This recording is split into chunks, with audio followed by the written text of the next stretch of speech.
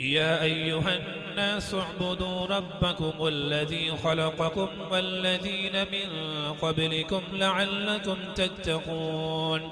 الذي جعل لكم الأرض فراشا والسماء بناء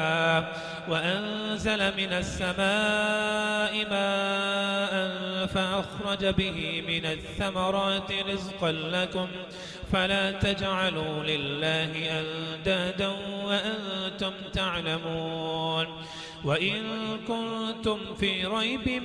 مما نزلنا على عبدنا فأتوا بصورة من مثله وادعوا شهداءكم من دون الله إن كنتم صادقين فإن لم تفعلوا ولن تفعلوا فاتقوا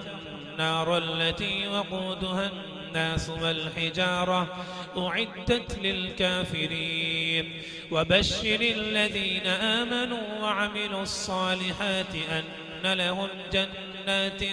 تجري من تحتها الأنهار كلما رزقوا منها من ثمرة رزقا قالوا هذا الذي رزقنا من قبل